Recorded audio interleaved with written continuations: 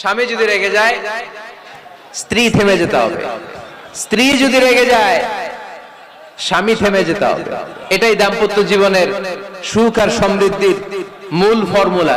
Sacrifice. আওয়াজ করে আমার সাথে সাথে বলেন, স্যাক্রিফাইস। এই স্যাক্রিফাইস ছাড়া দাম্পত্য জীবন টিকবে? দুইজনেই যদি ঝগড়া করে, দুইজনেই যদি রেগে যায়, ঝামেলা আছে না নাই? স্বামী রেগে গেলে স্ত্রীকে থেমে যেতে হয়, আবার স্ত্রী রেগে গেলে স্বামীকে থেমে যেতে হয়। স্বামীও যদি রেগে যায়, স্ত্রীও যদি রেগে যায়, তাহলে তৃতীয় বিশ্বযুদ্ধ বেঁধে যাবে, ঠিক কি না?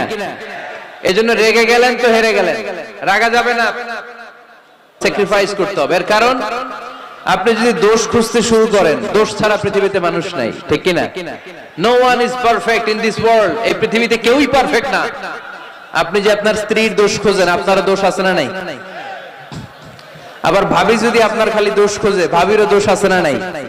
না, এজন্য দোষ খুঁজবেন না, স্যাক্রিফাইস করেন, একটু মানিয়ে নিন। দাম্পত্য জীবনটা এরকমই, একটু ছাড় দিতে হয়, একটু মানিয়ে নিতে হয়।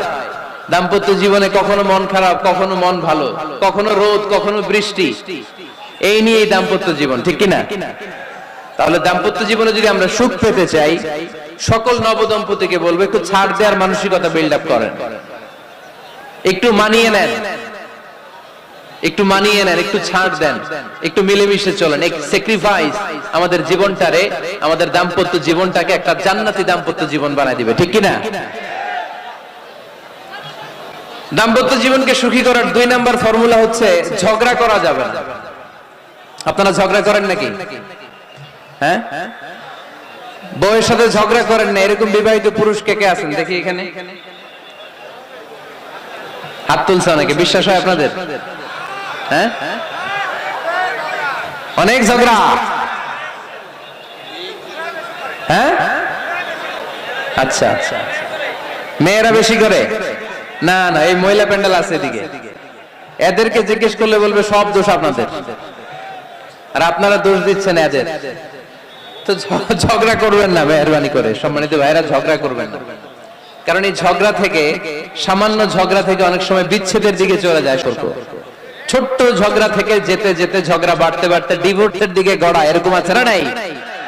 না, সামান্য ঝগড়া যদি বেঁধে যায়, শয়তান এটার মধ্যে বাতাস দেয়, এটারে বাড়াতে বাড়াতে শয়তান অনেক বড় করে।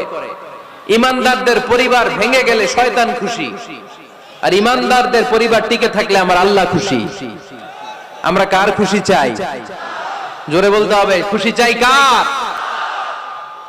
শয়তান সব সময় চায় ইমানদারদের ফ্যামিলি ভেঙে দিতে। Always he tries his level best to break down the relationship of a mu'min family. একজন ইমানদারের ফ্যামিলি কি করে ব্রেক ডাউন করে দেয়া যায়? যেন ঝগড়াই করব না আমরা। আপনি ঝগড়া করলে ভাবি যেন ঠান্ডা থাকে, ভাবি ঝগড়া শুরু করলে আপনি ঠান্ডা থাকবেন।